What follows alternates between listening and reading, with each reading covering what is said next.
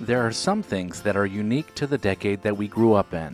The 1970s was no different, having a distinct style that is easily recognizable, even to newer generations. But aside from the obvious disco and bell-bottom trends, there were more minute details that people living during that time will easily recognize. So here are 13 things. Options for watching TV were very different during the 1970s. For one, there were really only 3 TV channels plus public broadcasting.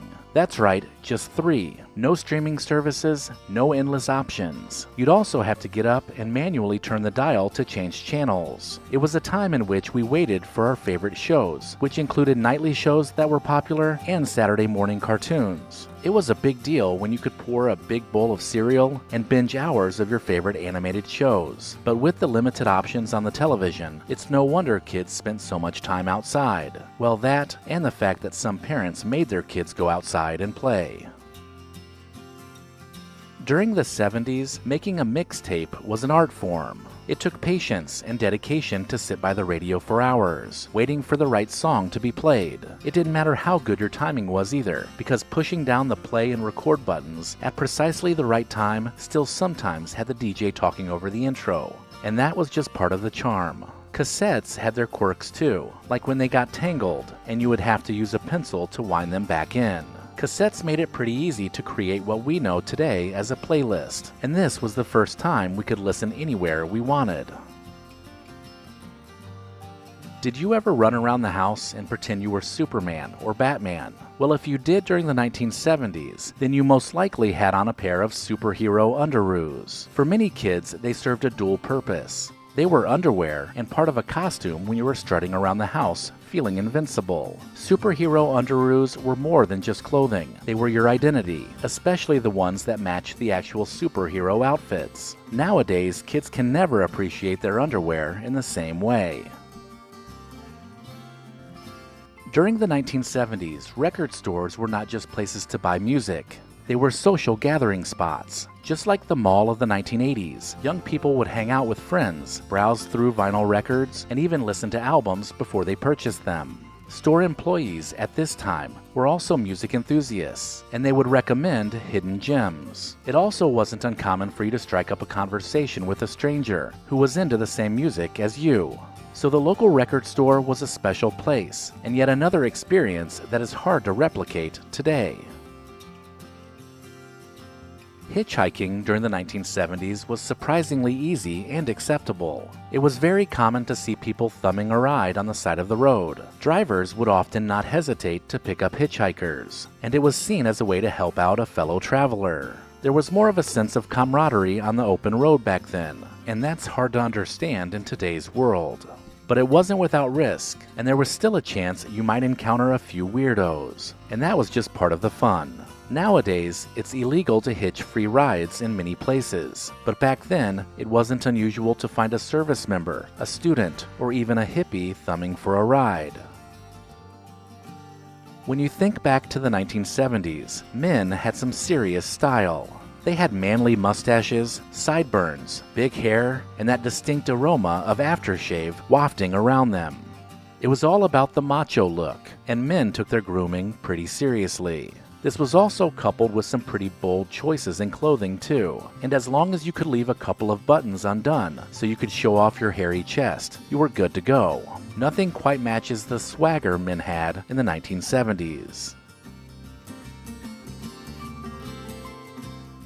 And speaking of grooming, ladies too had their own unique products to give them that 1970s look. Sun-In was all the rage, promising sun-kissed highlights. Women would spray it into their hair and head outside hoping for those perfect golden locks. And who doesn't remember the smell of Love's Baby Soft, a signature scent from the 1970s? The sweet, youthful fragrance was a defining smell that had all the girls wearing Baby Soft. But I'm not sure the ad campaign would fly today.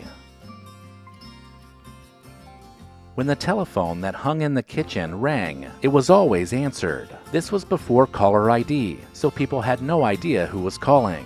Can you imagine? You didn't know if it was your best friend or a sales call, which meant there was a chance that you might recognize the voice on the other end and spend some time getting twisted up in the phone cord while you talked. Or you might be yelling across the house to let someone else know the call was for them.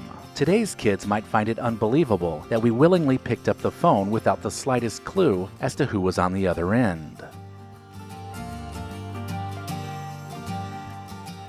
To best capture the moments in the 1970s, you absolutely needed a Polaroid camera. The idea of hitting the button and instantly getting a picture developed was gratifying, but you had to be selective because each roll of film only had a certain number of pictures. And then there was the practice of shaking the picture to help it develop faster, which was just a myth. But you couldn't take the bulky Polaroid camera with you everywhere, so there were also photo booths that were strategically placed where teenagers congregated. Places like arcades, malls, and roller rinks were ideal, so best friends and couples could capture the day with a series of goofy and fun pictures.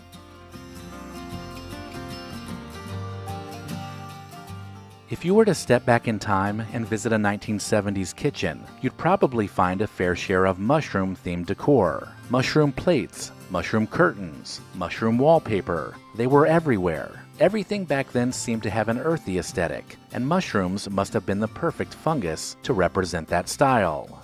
I guess you'd call it charm, and every corner of the room seemed to be inspired by it. As you waited for the weekend and that special morning of cartoons, you also needed a sugary cereal to help you enjoy it. The 1970s was all about finding the best surprise toy inside the cereal box. Kids would beg their parents for a certain brand of cereal, not because of the taste, but because of the toy. It may have been a silly game or a small figurine, but it was like finding a treasure when you dug down to the bottom of the box and pulled out the prize. This excitement made morning cereal more than just breakfast, which is much different than today. Opening a beer or soda can in the 1970s was a bit different than what we are used to today. You'd pull the ring back and peel back the aluminum tab. And back then, most of the tabs were just tossed on the ground. These sharp pieces of discarded metal were a nuisance, especially on beaches or places where you might walk barefoot. These pull tabs were just another hazard that we faced, and the tops would change shortly after to the more familiar stay tab that we recognize today. But it was still all part of the fun of living in the 1970s. Last but not least, school lunch in the 1970s wasn't complete without a trusty metal lunchbox and the matching thermos. These lunchboxes not only showed off our favorite characters from pop culture, but they often also had their fair share of rust on them too.